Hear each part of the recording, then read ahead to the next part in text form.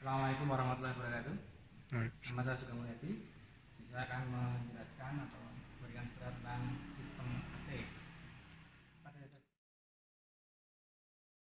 Pada dasarnya sistem AC itu akan berusaha untuk mendinginkan atau mengkondisikan udara dari kabin dengan cara melewatkan udara tersebut melalui cairan pendingin atau refrigeran. Kemudian nanti sebelum kita jelaskan cara kerjanya, kita uraikan dulu beberapa komponen dalam sistem AC mobil. Yang pertama adalah kompresor. Kompresor ini berfungsi nanti untuk memanfaatkan dan menaikkan suhu dari refrigeran. Kemudian di sini ada stand ya, jadi ini nanti fungsinya sebagai mesin ya, crankshaft ya. Kemudian di sini adalah magnetic clutch ya. Magnetic clutch nanti berfungsi untuk menyambungkan antara putaran mesin dengan poros dari kompresor. Kemudian di sini ada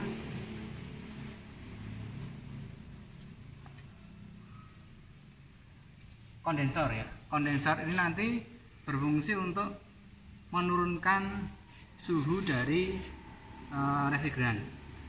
Jadi refrigeran nanti yang dari kompresor tadi suhunya naik, kemudian akan diturunkan ini menjadi sekitar 60 derajat Celcius. Ya. Kemudian di sini ada dryer ini. Ya. Dryer ini nanti berfungsi untuk menyaring refrigeran dari uap air atau kotoran lain yang masuk ke dalam saluran AC mobil. Nah, kemudian di sini ada expansion valve ya. Di sini fungsinya nanti untuk mengkabutkan refrigeran sehingga nanti suhu dan tekanan refrigeran akan turun. Kemudian di sini ada evaporator. Evaporator di sini nanti fungsinya untuk mendinginkan udara kabin. Kemudian di sini ada blower ya. Blower di sini akan mengalirkan udara kabin melewati dari evaporator ini. Kemudian di sini ada aki. Ya, aki di sini nanti dipakai untuk menyalakan blower dan magnetic clutch. Selanjutnya untuk cara kerja sistem AC, pertama di kompresor, refrigeran akan dimampatkan sehingga tekanannya akan naik menjadi sekitar 120 sampai 170 C. Karena ada mampatan dari refrigeran, maka suhunya ini juga akan naik menjadi 100 derajat Celcius. Kemudian akan dialirkan menuju ke kondensor. Nah, di kondensor ini nanti akan didinginkan menggunakan fan ya. Jadi fan ini akan mendinginkan cairan refrigeran ini menjadi sekitar 60 derajat Celcius. Nah, kemudian dari kondensor ini nanti akan masuk ke dryer. Ya. Dryer ini nanti fungsinya untuk memfilter dari refrigeran. Di sini ada lapisan-lapisan filternya, sehingga nanti yang diambil hanya cairan refrigeran saja, dengan untuk kotor-kotoran dan sebagainya akan ditinggal. Nah, kemudian dari dryer ini akan dialirkan menuju ke expansion valve. Ya. Nah, di expansion valve ini suhu dan tekanannya akan diturunkan ya, sehingga dengan cara mengkabutkan refrigeran tadi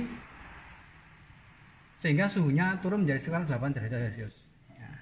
Lalu dialirkan melalui evaporator ya. Ya. Kemudian di evaporator ini blower akan mengambil udara kabin kemudian melewatkan melalui kisi-kisi dari evaporator ini, sehingga udara yang keluar menjadi lebih dingin, kemudian refrigeran ini akan mengambil panas dari udara kabin. Nah, refrigeran tadi kemudian akan dialirkan kembali menuju ke kompresor untuk menjalani siklus berikutnya. Nah, demikian untuk cara kerja dari sistem AC. Selanjutnya untuk listrikan sistem AC. Dimulai pertama dari aki ya. Aki posisi 12 volt nanti akan dialirkan menuju ke kunci kontak, kemudian menuju ke IG ya. Kemudian akan dialirkan menuju ke regulator ya. Selain itu ya, kunci dari aki ini juga akan langsung untuk menyalakan ke relay ya. Nah, ketika relay ini nanti menyala atau aktif ya, maka kompresor dan fan ini akan aktif ya, akan aktif ya. Kemudian dari IG menuju ke regulator. Nah, di regulator ini ada L, M, dan H. Ini akan menunjukkan nanti L itu low, M itu medium, H itu high. Jadi nanti kecepatan dari blower dari evaporator sini ya. Ketika ini L, M, dan H ini nanti akan dipengaruhi oleh resistor yang di dalamnya. Jadi ketika resistor itu melalui resistor yang besar, maka arus yang mengalir juga akan kecil. Sementara kalau resistornya kecil, maka arus yang mengalir juga akan besar. Ini adalah prinsip dari regulator. Kemudian ini juga akan berhubungan dengan termostat. Jadi termostat ini nanti akan mendeteksi suhu dari evaporator ya. Kemudian suhu tadi akan dibandingkan dengan selektor yang kita pilih. Ketika selektor sudah sesuai dengan suhu dari evaporator, maka akan memutuskan mati diklat dan mematikan fan. Ketika itu tidak sesuai, maka mati diklat dan fan akan dialih arus sehingga akan kembali menyala. Sehingga sampai dengan suhu dari sensor suhu akan sesuai dengan selektor yang dipilih. Kemudian ya, ketika termostat ini aktif, maka indikator ini akan menyala. Setelah kita tadi menjelaskan tentang cara kerja sistem AC, sekarang kita akan menghidupkan sistem AC yang ada di stand ini. Pertama kita akan nyalakan dulu untuk mesinnya ya. Kita lihat di sini mesin menyala, kemudian sabuk ini berputar, tapi kompresor ini belum menyala. Nah, kompresor ini akan menyala ketika nanti dibutuhkan sirkulasi dari refrigeran. Nah, kemudian kita nyalakan sistem AC-nya. Nah, ini blower sudah menyala. Ini tadi sudah menuju ke selektor 1 ya. Ini blower sudah menyala, tapi magnetic plant atau kompresor belum menyala. Karena apa? Karena ini suhu masih 0 ya, belum ada penyalahan suhu. Ya. Coba kita nyalakan untuk suhunya kita angkat. Nah, ini ketika tombol ini kita aktifkan, ini akan mengaktifkan dari termostat, sehingga kompresor ini akan menyala dan akan mensirkulasikan refrigeran ke dalam sistem.